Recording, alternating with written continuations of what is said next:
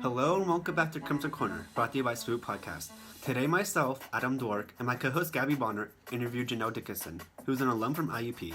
Hope you enjoy. Speaking of COVID, you have a pretty good studio in your house, right? Yeah, I definitely am fortunate that I have my own equipment, and before the pandemic really hit, I grabbed some of the company equipment to have here in the store here. Have you been using that a lot more since COVID? I would say yes for personal things like that, music, video, or for like some side projects, taking new headshots and that sort of thing. But when it comes for work, actually, no, I'm using it less because no one can go travel anywhere. So some of my shoots and things were definitely postponed, but it's looking like it's going to pick back up in July. After COVID-19 kind of settles down, do you think the whole job market with production and media and marketing, everything like that is going to move more remote? Definitely. I mean, if anything at all, now that people were forced to be working from home, companies kind of had to figure out some sort of digital way to do things, and they're seeing the value in that, and it kind of made them come up with a plan for it. So I think some companies are actually going to stay that way. And when it comes to producing like audio and video things in general, our major is something that's going to continue to evolve, and the more and more things are online, the more we're going to be needed. So even without the pandemic, I think what we do is always going to excel and be something that is in demand.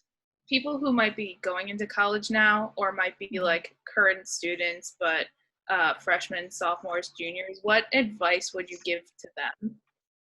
Well, definitely be sure that you're going towards something that you're passionate about or want to do. I even switched my major, into my third year at IUP, and that added on an extra year. So the last thing that you want to do is go in without really having any sort of idea on what you want to do, because, time is money, especially when you're paying tuition.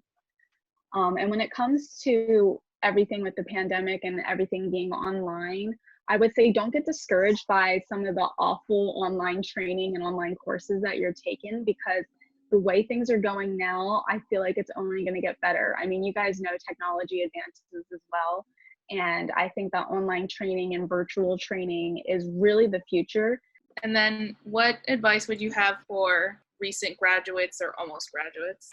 I mean, specifically from where, our department, where we come from, everything's online right now. So just tap into that somehow. Like, we have skills that are transferable into a lot of different industries. I think I'm a prime example of that, like creating online training for health, safety, environmental. I didn't know anything about construction safety, but now I know a whole lot, right? So don't let the company itself discourage you, because you can always learn what the industry is about.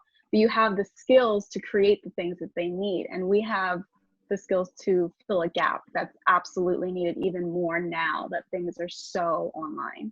You have to just keep in mind that what we have, there are so many avenues that we can go, and there are so many possibilities. So you just got to keep pushing. And it is about who you know too. Definitely work on your networking, because that's how I got the job I'm in now. It's because I knew someone that worked for the company. So definitely start networking. That's huge. Is there any advice you have to start networking? Get your LinkedIn together. That's definitely still a very good platform for that. I think it only continues to grow. And if you're more on a creative side, Instagram seems to be really good for creators. Have some sort of professional profile that's just your work if you are that type of content creator where you have those things to showcase. Don't be afraid to do it a different way so that people can see your stuff and you can get followers and all of that. But honestly, even just talking with you guys, we are now networking, right? So, add me on LinkedIn. Anyone that you come, in contact with, you go to a conference and someone does a presentation that you really resonate with, reach out to them, send them a quick note, like, hey, I really liked your presentation. Or you hear a podcast and you really like that podcast. Don't be afraid to email that person, that sort of stuff. You never know where it might lead.